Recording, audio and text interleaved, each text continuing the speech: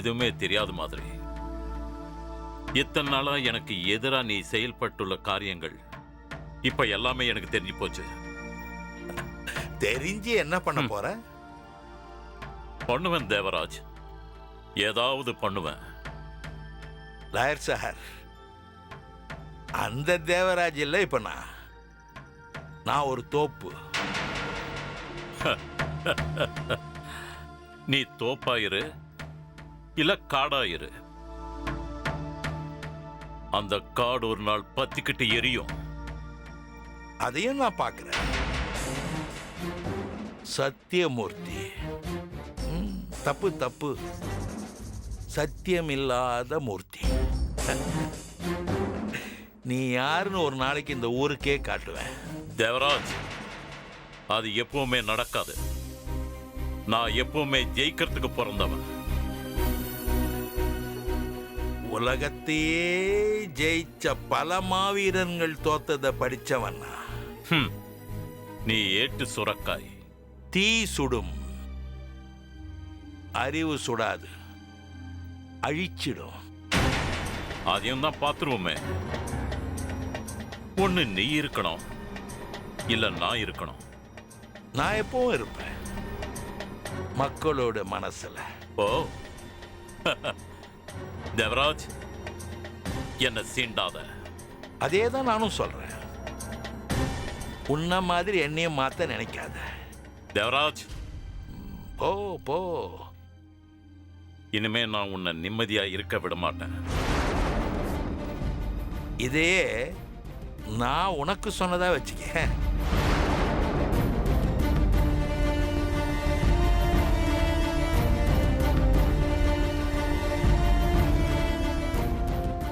சத்தியமூர்த்தி, உன்னையும் உன் மகன் அருணையும் கோர்ட்ல நிறுத்தாம நான் ஓய மாட்டேன். உன் மருமவ காவியா கிட்ட நான் கொடுத்த ஃபைல் உங்ககிட்ட தான் இருக்குன்னு எனக்கு தெரியும்.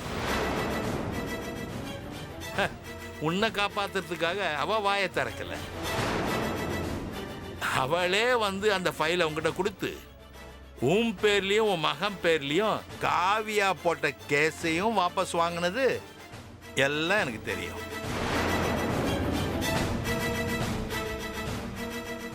நீங்க எல்லாம் எப்படி வாழ்ந்துடுறீங்கன்னு நானும் பார்க்கிறேன். காவியா, கேட்டுக்கோ. உன்னுடைய பேராசையே உன்னை சாகடிக்கும். இந்த சத்தியமூர்த்தி உன்னை கொன்னுடுவான். நல்லா சாவு.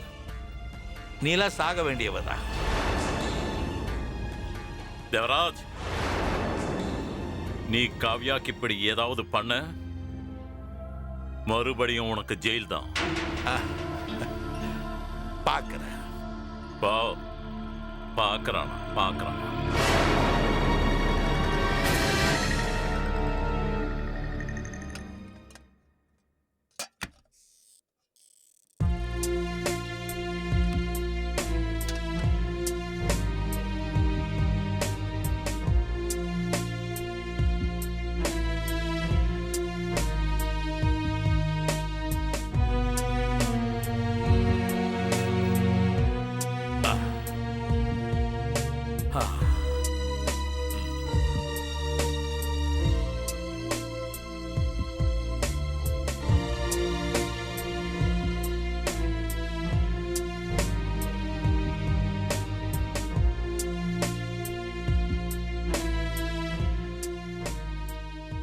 ஏங்க, எப்ப வந்தீங்க? உங்களைத்தான்.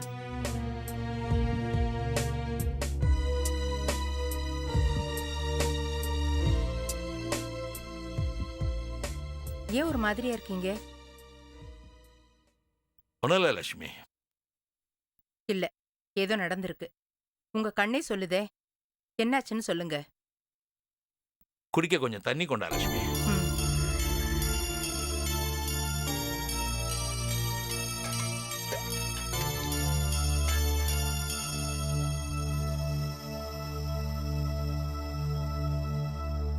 இந்தாங்க.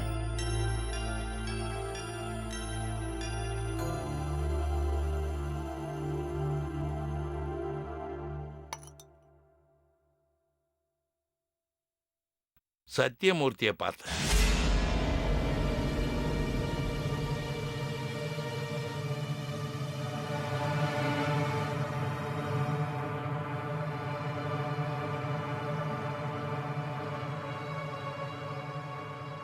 எங்க பாத்தீங்க அவரை? காவியா வீட்டுல. காவியாவா? யார் அது? உனக்கு அவளை தெரிஞ்சிருக்கிறதுக்கு வாய்ப்பில்லை. அவ சத்தியமூர்த்தியினுடைய மகன் டாக்டர் அருணுடைய ஹாஸ்பிட்டலில் வேலை பார்த்தவ. அந்த டாக்டர் அருண் 7 பேஷண்ட்டுங்களுடைய கிட்னியை திருடின விவரம் எனக்கு தெரிய வந்துச்சு. அதுக்கான ஆதாரங்களையும் நான் ரகசியமாக கலெக்ட் பண்ணேன்.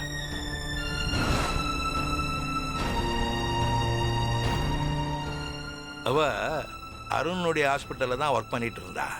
அவகிட்ட நான் கலெக்ட் பண்ண எவிடன்ஸ் எல்லாம் கொடுத்து அருணுடைய கிட்னி திருட்டை தடுத்து நிறுத்து, இது உன்னுடைய கடமைன்னு சொல்லிட்டு வந்தேன்.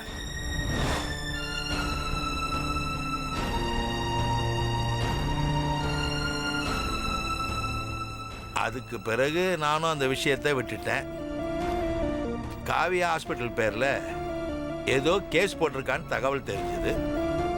சரி, அவ ஏதோ ஆக்ஷன்ல இறங்கியிருக்கா, அவளே அந்த விஷயத்தை டீல் பண்ணட்டோன்னு நானும் தலையிடாம ஒதுங்கிட்டேன். ஆனா நான் நினைச்சது வேற, நடந்தது வேற. என்ன சொல்றீங்க? காவியா புத்திசாலித்தனமா கேம் பிளே பண்ணி சத்தியமூர்த்தியே அவளை மருமகளா ஏத்துக்கிறதுக்கான சூழ்நிலையை இயற்கையாகவே செய்ய வச்சுட்டா. சத்தியமூர்த்தியினுடைய மருமகளாவோன்னு அவளே எதிர்பார்க்கல. கேஸ் போட்டு தன்னை மிரட்டினவளே தனக்கு மனைவியா வருவான்னு டாக்டர் அருணும் எதிர்பார்க்கல.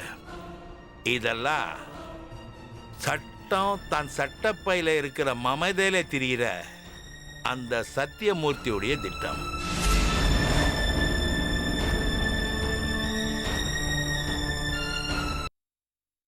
என் நம்பிக்கையை மோசம் பண்ணதுக்கும் சத்தியமூர்த்தியை பற்றி புரிய வைக்கிறதுக்கும் தான் நான் காவியை பார்த்து பேச போனேன். என் பேச்சை கேட்பான்னு நினைச்சேன். நான் நினைச்சதுக்கு நேர்மாறா அவ இருந்தா. கோடீஸ்வரன் வீட்டுக்கு மருமகளா போக போற ஆசை அவ கண்ணையும் மறைச்சிடுச்சு, காதையும் செவிடாக்கிடுச்சு. அந்த நேரம் பார்த்துதான் அந்த ராஸ்கல் வந்தான். எல்லாத்துக்கும் மூல காரணம் நான் தானோ, என்னை அழிக்காம விட மாட்டேன்னு சவால் விட்டான்.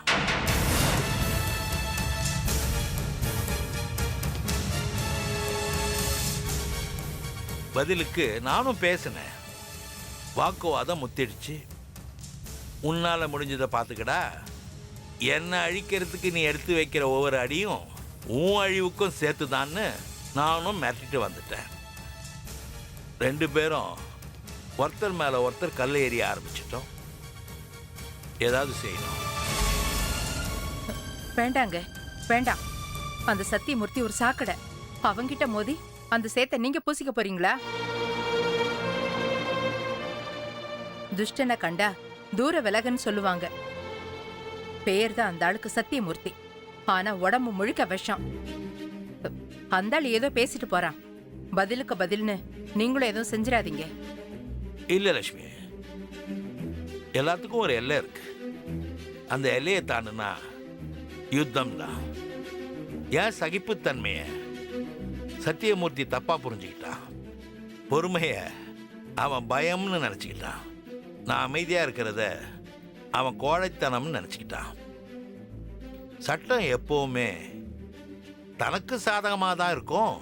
அந்த சட்டத்தாலேயே என்னை மறுபடியும் கூண்டில் அடைக்கலான்னு அவன் மனப்பால் குடிக்கிறான். இனி நான் அமைதியா இருந்தா அது கோழைத்தனம் ஆயிடும். வார்த்தைக்கு வார்த்தை, சவாலுக்கு சவால், அடிக்கு அடி, குத்துக்கு குத்துன்னு விட்டாதான் அவன் அடங்குவான். ஐயா, எனக்கு என்னவோ பயமா இருக்கு. நீங்க இப்படி பேசி நான் பார்த்ததே இல்ல. இல்ல லட்சுமி, பயப்படாத. அவனால என்ன ஒன்னும் பண்ண முடியாது. அதுக்கு இல்லைங்க ஐயா, பிரச்சனையை நேருக்கு நேர் சந்திக்கிற தைரியம் உங்களுக்கு இருக்குன்னு எனக்கு தெரியும். உங்க வழி நேர் வழி, ஐயா காட்டின வழி, மனு தர்மம் தெரிஞ்ச வழி, உண்மைக்காக உரிமைக்காக போராடுற அறநெறி வழி. ஆனா உங்க எதிரி அப்படி இல்லையே. அதுக்காக தான் ஐயா பயப்படுற. லட்சுமி, நம்முடைய முதல் எதிரி யார் தெரியுமா? பயம்தான். அந்த வார்த்தை அடிக்கடி சொல்லாத. பயப்படுறவன் ஜெயிக்க முடியாது. ஐயா, உங்ககிட்ட என்னால பேச முடியாது. ஆனா உங்ககிட்ட பேச வேண்டிய முக்கியமான விஷயம் ஒண்ணு இருக்கு. முக்கியமான விஷயமா? வீட்டுக்குள்ளேயா வீட்டுக்கு வெளியிலையா? வீட்டுக்குள்ளதான். ஸ்னேகாவை பத்தி தானே சொல்ற? ஆமாங்க ஐயா. இன்னும் என்ன ஐயா வேண்டி கிடக்குது? அதான் தாலியை கட்டிக்கிட்டேல. அதத்தான் நானும் ஞாபகப்படுத்தினேன். ஸ்னேகா ஏதோ டிஸ்டர்பா இருக்கா. அதை போக்கணும்னா அவளுக்கு சீக்கிரமா ஒரு வாழ்க்கையை ஏற்படுத்தி கொடுக்கணும்.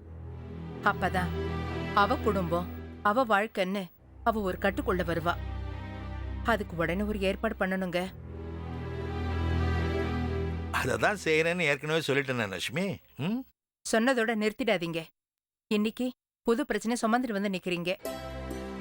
உங்க வேகத்தையும் கோபத்தையும் பார்த்தா உங்க கவனம் எல்லாம் அந்த பக்கம் போயிடுமோன்னு கவலையா இருக்கு. ஸ்னேகா கல்யாணத்துக்கு சம்மதம்னு சொன்ன நிலையிலேயே நாம நாளை கடத்த வேண்டாம். எதிரி பத்தி யோசிக்கிறத கொஞ்சம் தூரம் வச்சுட்டு ஸ்னேகாவோட கல்யாண விஷயத்த கொஞ்சம் துரிதப்படுத்தினா நல்லா இருக்கும். சீக்கிரமாவே அதுக்கான ஏற்பாடு செய்யறேன். போதுமா?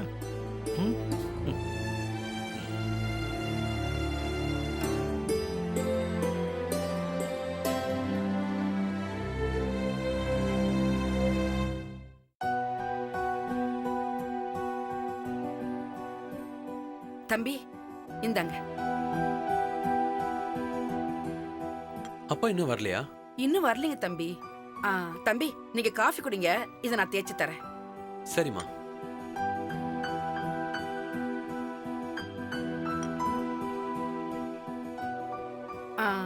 தம்பி, உங்ககிட்ட ஒண்ணு கேட்கணும். என்னம்மா? கேளுங்க. கேட்டா தப்பா எடுத்துக்க மாட்டீங்களே? நீங்க கேட்டதானே அது தப்பா சரியான்னு தெரியும். இல்ல, கல்யாண நாள் நெருங்கிட்டு இருக்கு. வழக்கமா எங்க ஊர் பக்கமா இருந்தா இந்நேரம் ஜாதி ஜனங்க நிறைஞ்சு இருப்பாங்க. கொடுத்தார் எடுத்தார்னு உறவுக்காரங்க எல்லாம் வந்திருப்பாங்க. சந்தோஷமும் கலகலப்பும், ஏன் சில நேரம் கை கலப்பும் கலாட்டாவும் கூட இருக்கும். இங்க உங்க கல்யாணத்துல அப்படி எதுவும் இல்லையே. கற்பகம்மா, நீங்க என்ன கேக்குறீங்கன்னு எனக்கு புரியுது. கிராமத்துல இருக்கிற பழக்க வழக்கங்கிறது வேற, சிட்டி வாழ்க்கைங்கிறது வேற. இங்க பல பேருக்கு உறவுகள் இருந்தோம் இல்லாதவங்களதான் வாழ்றாங்க. நாங்களும் அப்படிதான். இல்ல தம்பி, உங்க உறவுக்காரங்க யார் யாரு, எங்கெங்க இருக்காங்க? அது எனக்கு தெரியாதுமா. அப்பா கிட்டயும் நான் அதை பத்தி கேட்டதில்ல. சரி தம்பி, கல்யாண மாப்பிள்ள நீங்க, உங்க முகத்துல அந்த சந்தோஷத்தையே காணுமே. தப்பா எதுவும் கேட்டேனா? மனசுல பட்டது, அதான் கேட்டேன். ஐயா ஆர்வமாவும் உற்சாகமாவும் உங்க கல்யாணத்தை நடத்தி பார்க்கணும் துடிக்கிறாரு. அந்த துடிப்பு உங்கள்கிட்ட இல்லையேன்னு கேட்டேன். காவியாவும் ரொம்ப நல்ல பொண்ணாதான் இருக்காங்க. உங்க 2 பேருக்கும் ஜோடி பொருத்தம் ரொம்ப நல்லா இருக்கும். ஆனா உங்க மனசுல வேற என்ன இருக்குன்னு? அப்படியெல்லாம் எதுவுமே இல்லம்மா. காவியாவ நான் காதலிச்சவன். அப்படியா? ஆமாமா. அப்புறம் ஏன் தம்பி இந்த கல்யாணத்துல இஷ்டமில்லாதவர் மாதிரியே இருக்கீங்க? இல்ல, எனக்கு அப்படி தோணுச்சு. உங்க அப்பா கிட்ட இருக்க ஆர்வம் உங்கள்கிட்ட இல்லையே, அதான் கேட்டேன். தப்பா எடுத்துக்காதீங்க தம்பி. பரவாயில்லம்மா. அப்பாக்காகவே நான் இந்த கல்யாணத்துக்கு சம்மதிச்சிருக்கேன். நான் காதலிக்கும் போது இருந்த காவியா இப்போ இல்ல. அவ ரொம்ப மோசமானவம்மா. என்ன தம்பி சொல்றீங்க? காவியா வந்து தம்பி, ஐயா வந்துட்டார் போல இருக்கு. நான் போய் காஃபி போட்டு எடுத்துட்டு வரேன். சரிம்மா, இந்தாங்க.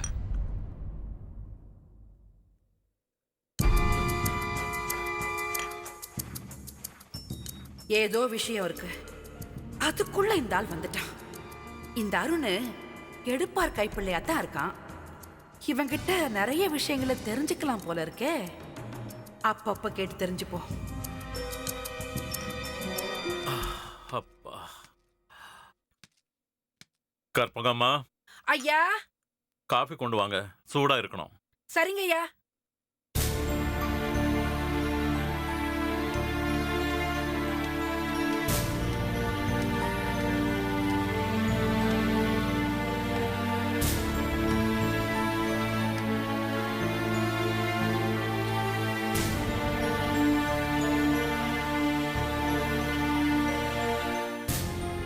குரலை கேட்டா இவரே ரொம்ப சூடா இருக்கிற மாதிரி தெரியுது.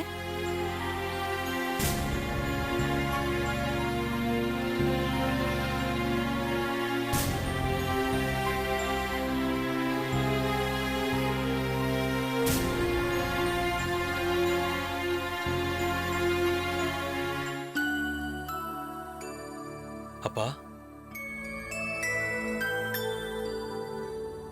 வா பாருண்.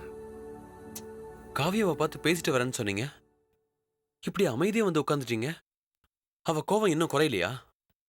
இல்ல எனக்கு இந்த கல்யாணமே வேண்டான்னு சொல்லிட்டாளா? அப்படி அவ சொல்லியிருந்தா தூக்கி எரிஞ்சிருங்கப்பா அவளை. இப்பவே உங்களை மதிக்காதவ நாளைக்கு எப்படிப்பா என்ன சந்தோஷமா பாத்துக்குவா? என் கல்யாண விஷயமா ஆரம்பத்துல இருந்தே நீங்க தான் ஓடுறீங்க, ஓடி வரீங்க. உங்க ஸ்டேட்டஸை விட்டு இறங்கி அவகிட்ட போய் என்னை கட்டிக்க சொல்லி கெஞ்சிருக்கீங்க. இதெல்லாம் உங்களுக்கு தேவையாப்பா? இப்போ இதனால உங்களுக்கு என்ன கிடைச்சிருக்கு? நீங்க ஆளை அனுப்பி ஃபைலை திருடிட்டு வர சொன்னீங்கன்னு சொல்லி கெட்ட பேர் தான் உங்களுக்கு வந்திருக்கு. எனக்கு அவமானமா இருக்குப்பா. எனக்காக நீங்க அவளை சமாதானப்படுத்த போறதும் உங்க லெவலை குறைச்சிக்கிறதும் எனக்கு சுத்தமா பிடிக்கலப்பா. வேண்டாம்ப்பா இந்த கல்யாணம். நீங்க நினைக்கிற மாதிரி இல்லப்பா அந்த காவ்யா. அவ ஒரு பிளாக்மெயிலர். ஏதோ திட்டத்தோட தான் இந்த கல்யாணத்துக்கு அவ சம்மதிச்சிருக்கா. ஃபைல் விவகாரத்துல அவளே ஒரு டிராமாவை கிரியேட் பண்ணி உங்க பேர்ல தப்பா பழிய போட்டு அவ ஏதோ பிளே பண்ண பாக்குறாப்பா. அவ சகவாசமே வேண்டாம்ப்பா. அவ நல்லவ இல்லப்பா. ஐயா காஃபி.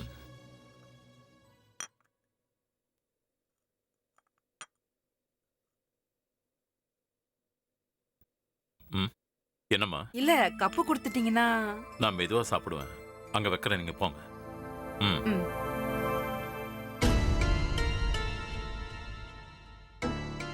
அப்பா, நீங்க ஏன் டென்ஷனா இருக்கீங்கங்கிறது உங்க முகத்தை பார்த்தாலே தெரியுதுப்பா. அந்த காவியா தானே காரணம்? ம்ஹும். இல்லடா, என் டென்ஷனுக்கு காரணம் காவியா இல்லப்பா, பின்ன யாருப்பா? தேவராஜ். தேவராஜா? நீங்க காவியாவை தானே பார்க்க போனீங்க? காவியா வீட்டில் தான் தேவராஜ் இருந்தான். காவியா வீட்டுல தேவராஜா? சம்பந்தம் இல்லாம இருக்கப்பா. எனக்கே அவனை காவியா வீட்டில் பார்த்ததும் குழப்பம்தான். ஆனா அவனும் காவியாவும் பேசுறத கேட்ட பிறகுதான் எனக்கு மிகப்பெரிய உண்மை தெரிஞ்சது. என்னப்பா சொல்றீங்க? ஹாஸ்பிட்டல் விவகாரத்துல காவியா நம்மளை ஆட்டி படைச்சப்பெல்லாம் தன்னந்தனியா ஒருத்தி நம்ம கூட இவ்வளோ டேரிங்கா நம்மளோட மோதராளேன்னு நான் நினைச்சேன்.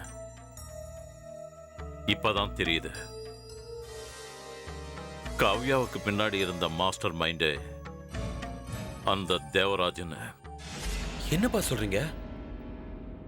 காவியாவை வச்சு பிளே பண்றது தேவராஜா? ஆமாப்பா, கிட்னி சம்பந்தமான உனக்கு எதிரான எவிடன்ஸ் எல்லாத்தையும் கலெக்ட் பண்ணி காவியா கிட்ட கொடுத்ததே அவன்தான்.